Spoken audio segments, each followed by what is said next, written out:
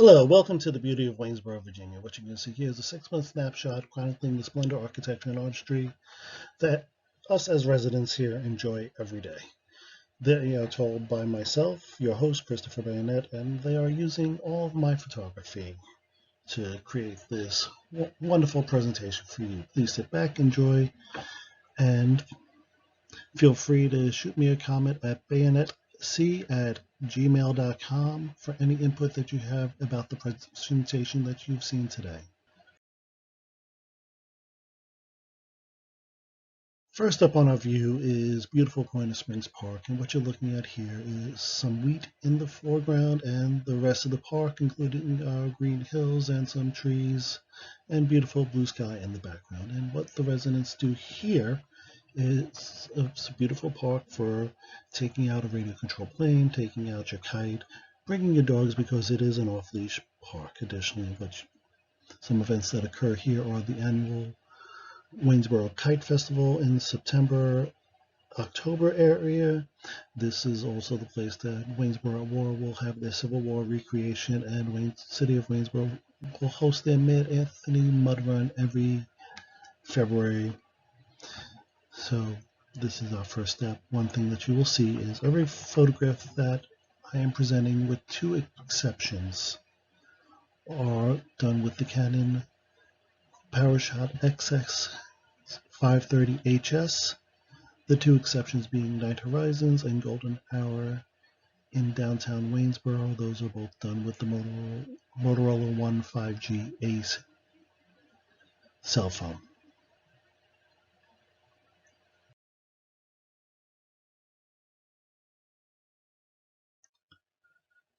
So first up on our tour today is the Splendor of Waynesboro, Virginia. It is the sights and scenes of a city in the Central Shenandoah Valley Region.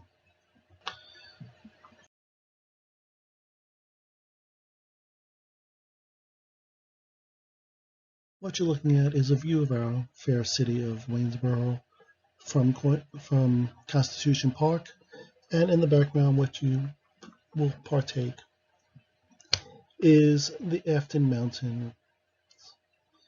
That is one of the mountains that helped create the Central Shenandoah Valley, and it is one of the sites that we'll be seeing a few other times as well. So we're going to come back to Constitution Park later in the presentation when we get to the street artistry, and we look at Kaya and sun, moon, and stars, or star, sun, and moon murals. One thing that does occur in Constitution Park each year is during June on the Thursdays evenings, they'll do some music here, and it is a sight to behold. It is a wonderful time with the family. It's everything from bluegrass to jazz to country to even rock and roll.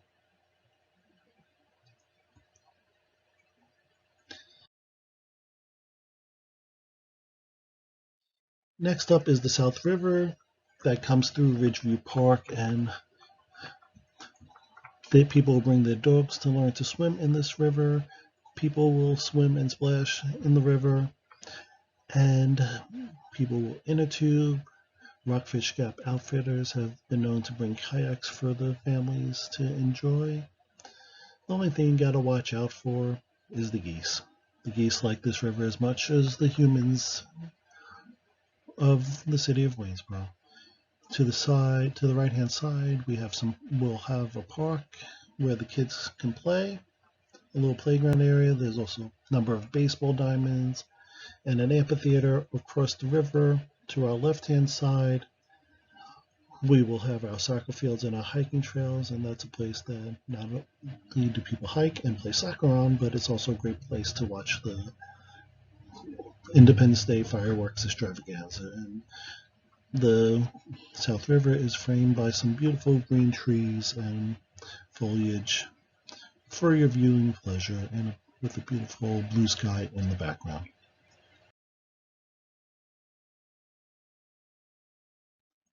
Right up the river is the Serenity Gardens, which is a memorial site to people that are fighting, have fought, have survived and have died from cancer. And there's even a little bell to ring in remembrance. And what you're looking at here are some beautiful pink flowers framed by some trees, including evergreens and deciduous trees, as well as the blue sky, and a little stone bench where you can sit back and relax and contemplate and just listen to the birds and the stream as the South River comes past you.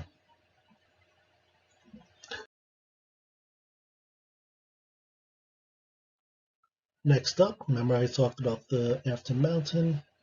This is the top of the Afton Mountain with the greenery as well as a beautiful rainbow in the sky, which this was taken during the summertime after a rainstorm, and it is a sight to behold. We get a lot of rain here in the valley, but the rainbows definitely make it worthwhile to be able to see them, and when they're coming across the top of the mountains, it's kind of gorgeous. But it's not always summer, it's not always spring. Sometimes we have fall and winter here as well.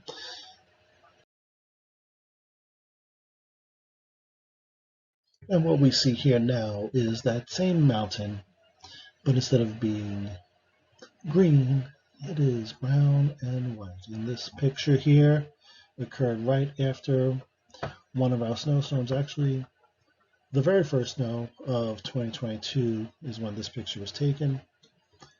And you see the snow-capped peak, the brown deciduous trees as the leaves have left for the winter, and the beautiful blue sky with a few clouds still in the background. It is still breathtaking, it's still beautiful, it's just not as green.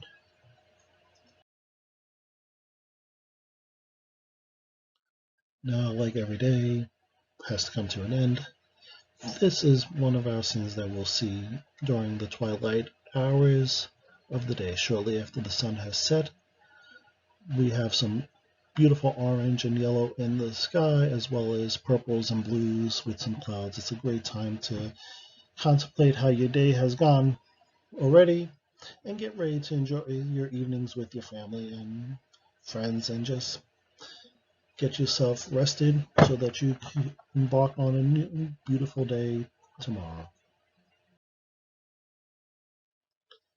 Now that we've enjoyed the scenes, let's look at the architecture of Waynesboro, because every city must have buildings, and buildings bring culture, bring history, bring involvement in that community.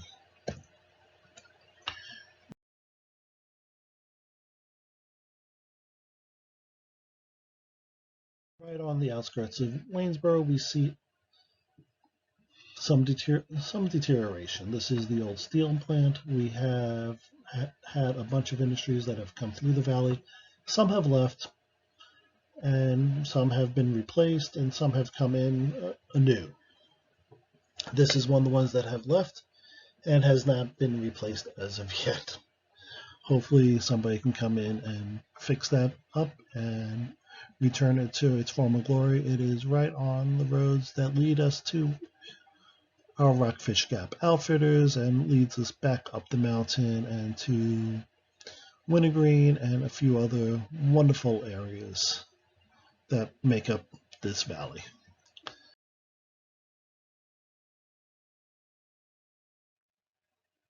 Now, every community needs to have people that are involved, and the Masons here are definitely involved. They have been composed of some members of our city's functionality. Former sheriff is also a member over there, as well as some healthcare providers and a manager at the East Side Raceway. They give back to the community in different ways. They help fund various programs in the community. The Lee Lodge is home to the York Rite, the Hillbilly unit of the Shrine, as well as Lee Lodge number 209, Ancient Free and Accepted Masons, a part of the Grand Lodge of Virginia.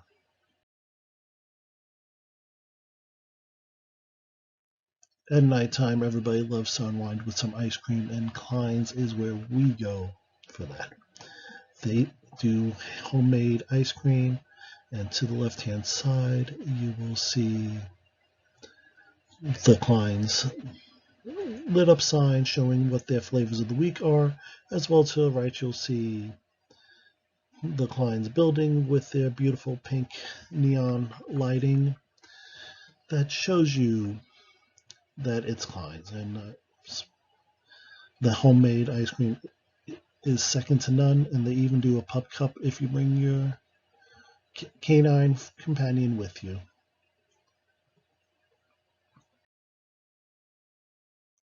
Now that we've looked at the architecture, let us look at the artistry.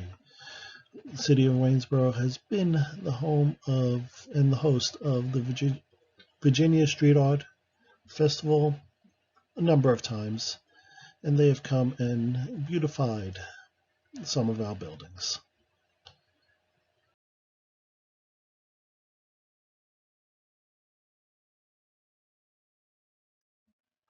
First up, we have Kaya by Niels Westgard, and she adorns the old Casco ice plant. And like the old steel plant that we saw earlier, this is another building that has been vacant, but Kaya looks out over Constitution Park and is a sight to behold.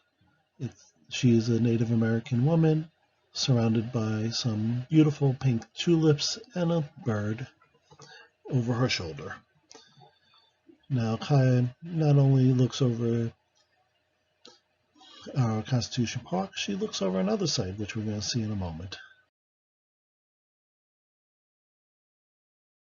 So, Kaya's eyes sees Stone Soup's books and their mural, the Stars, Sun, and Moon, which was done by Julia Chan. And the story goes it was based on a story that she was told by her grandmother.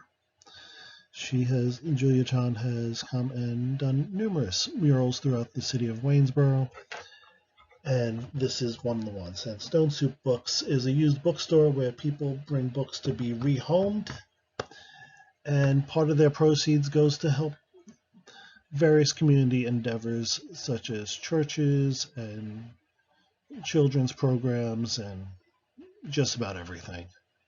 And we're looking at the Stone Soup Books mural with a tree right to the side of it.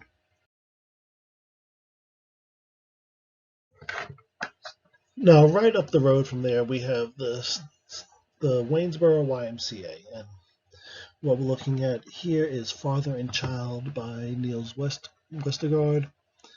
And it is a father teaching their child to swim at the YMCA. And that's something many members of our community have done. My daughter learned to swim there. She has been part of the Shenandoah Marlins Aquatic Club up until recently. And that Aquatic Club has been there for a number of years, including some of their coaches went through that program itself. Not only does the YMCA have swimming, they do basketball, they do martial arts, they have a daycare program, they have an after-school program, and they give back in so many different ways that it's immeasurable how they provide in this community.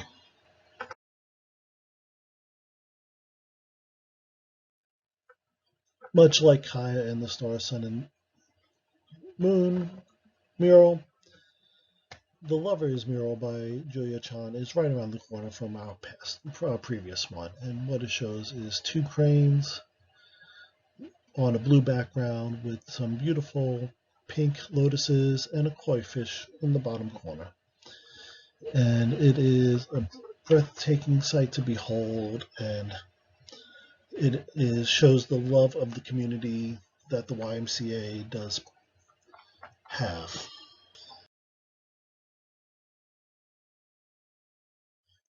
Now we go back to Constitution Park and we go right across the street over to Basic Park.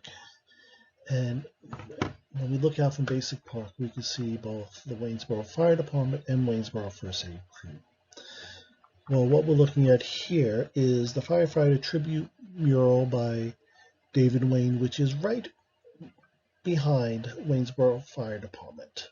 And what we see is the Fire Department Maltese Cross. On the left-hand side, we see the bald eagle on the right and the American flag in the middle. And while, yes, this is a fire department mural, it is one that any veteran, any patriot, any first responder could take pride in.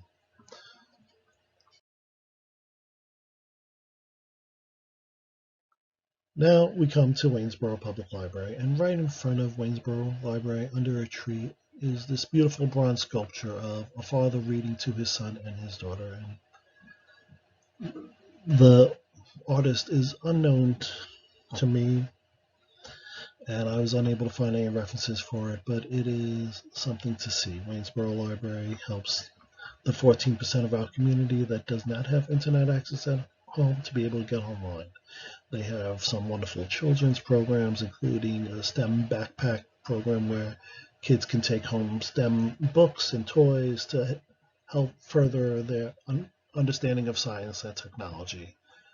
Pre-COVID, they were also doing a stuffed animal sleepover party where kids would drop off their stuffed animals for a sleepover, and the staff would take pictures of the stuffed animals doing different things in the library overnight. That has not been something they've done recently. They've also done Easter egg hunts and a load of other programs. They showcase local artists' talents in some of their display cases. They have meeting rooms for area communities, organizations, and they are essential to the town of Waynesboro.